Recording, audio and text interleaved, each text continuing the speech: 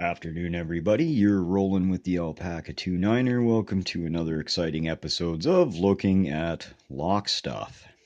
So, I was unable to upload a Stock Lock Sunday video because I was helping a friend move, and that turned out to be a success, and we all went out and had some lovely Ethiopian cuisine afterwards, which I've never done before, and I found the whole experience to be quite enjoyable, and I would 100% try that again. So if you're ever in the Edmonton area and looking for a really great dining experience, I would recommend checking out a restaurant called Longano Skies, which is on White Avenue and just off of 99th Street in Edmonton, Alberta, Canada.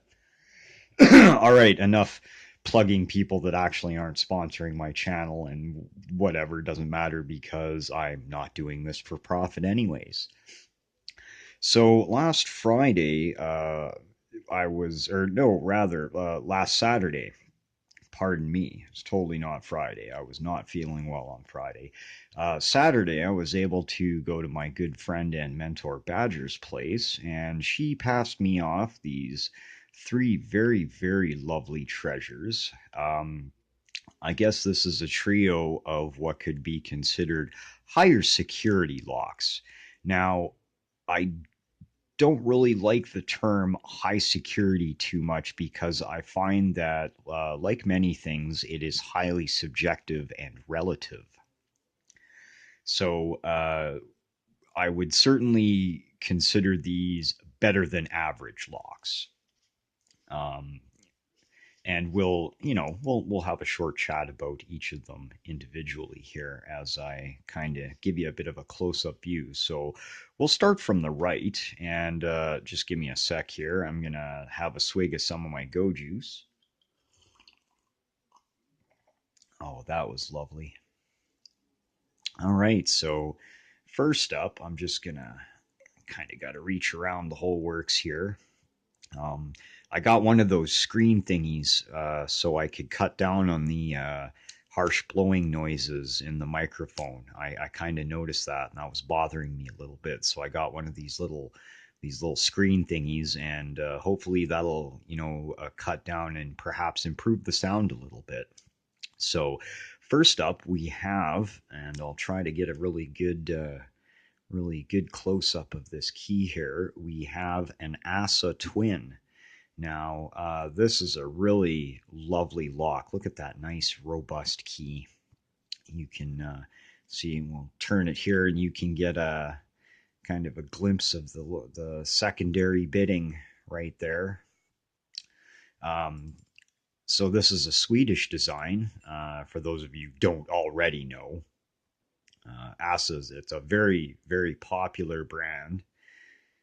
And this lock has some extra security in that there is another pin stack in here about halfway down. And as you can see, the pins are shaped such that it engages with this second set of bitting here and operates a device that's like a sidebar function. And sorry, I'm kind of holding this off camera. And if we rotate the top of the body here, you can also see that we have some anti-drill pins stuck in there as well. So uh, very, very beautiful, very robust lock. And this one's a bit of an older model. This one's definitely been around a while. So a really, really lovely addition to the collection.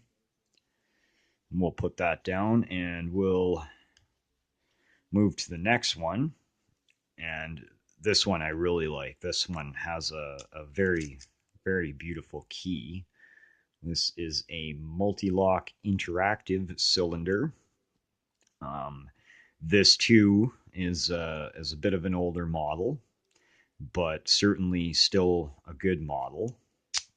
And this is a dimple lock. I don't know if I'll ever be good enough to pick any of these locks. I mean, it's certainly possible, but these are far beyond me.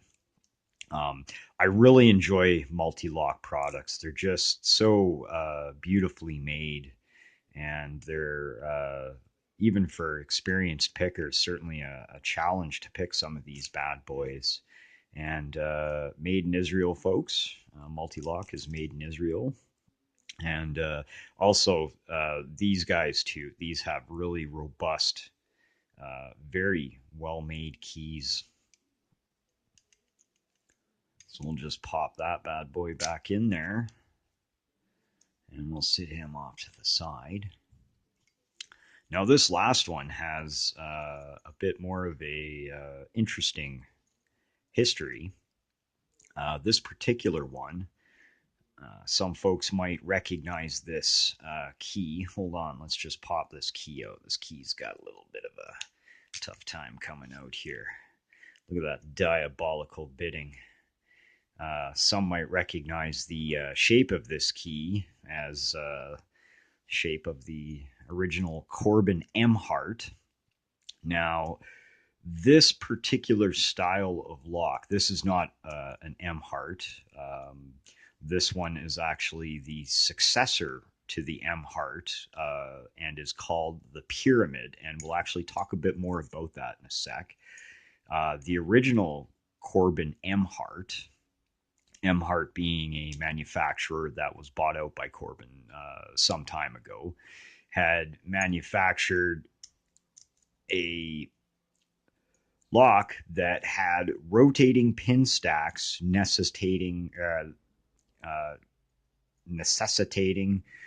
how do I even say that? It needed friggin' angled cuts on the keys. Let's just cut the crap and get right to it. And this resulted in, and you might be looking at that and you're going, hey, that's something Medeco does. And you would be right. And Medeco took a look at this and said, well, we don't like that very much at all. And they got their lawyers into it. And a suit was filed for a copyright violation, or not copyright, a patent violation. And as a result of that, the courts did rule in favor of Medeco. And Corbin, which by now was Corbin Russwin, was required to pay royalties to Medeco on every M heart that was sold between such and such a date. So, subsequent to that, Corbin Russwin said, well, how can we avoid this in the future? So they went back to the drawing board, and they came up with a couple of other things, and they had altered the design such that it was no longer violating a patent. So thus was born the pyramid. Now, we weren't 100% sure because the LockWiki article and some of the available literature isn't 100% clear. However, subsequently to this, and I have consulted with another locksmith, a fellow who has been in the trade for some time, he tells me that the giveaway is, well, it says Corbin Russwin. The original Corbin M heart would have had the circular Corbin logo and just said Corbin, and the plug would have had M heart coming around the plug, engraved into it, or stamped rather. And this has none of that, of course. This is Corbin Russwin, so this came after Corbin took over Russwin. And another giveaway is on the back here. We see this little triangle on the little butterfly tab at the back of the lock there. That is the pyramid, and that is a bit of a giveaway that it is in fact a pyramid, if this doesn't already tell you that's what it is. Now, there is a subsequent uh, model of this, and I cannot remember what the hell they were calling it, whether they were calling it a pyramid or whether they were calling it something else. But now that Corbin Russwin is actually under ASSA Abloy now, they have since come out with a newer model.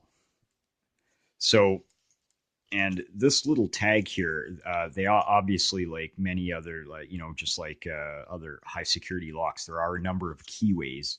And this tag, we were able to determine from a PDF that we got from Corbin Russwin that the information on this tag is, like, for example, this one we determined what actually describes the keyway, and this 231 uh, regards to a specific pin combination, or a combination specific to the sidebar function of this lock.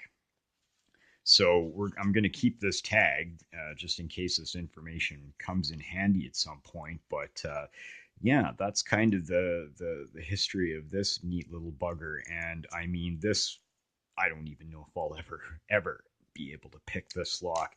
Just looking at that key, I mean, what a diabolical pinning arrangement that's got. And then you still got to deal with the secondary features of the lock after you get all the pins. And this thing has multi-part rotating pin stacks. So much like a Medeco, this could be a very nightmarish device to pick and defeat that way.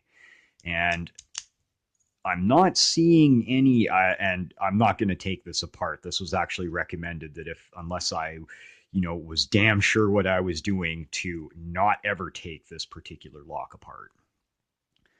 And if I did do something so stupid, then I was welcome to call a certain individual, and for a small fee, he would help me get out of this damn mess. So, but we're not even going to go there. So, yeah, that's three really lovely locks that are, reasonably vintage. I mean, they're not antiques by any stretch, but they're a little bit older, and those will make a really lovely addition to the collection. So that's all I have for everybody today. I hope you all have a great week. Thanks for tuning in. If you liked the video, please give it a thumbs up. If you didn't, give it a thumbs down. And again, if you have any questions or feedback, or you just want to say hi, by all means do so. Leave something in the comments. We'll talk to you later. Bye now.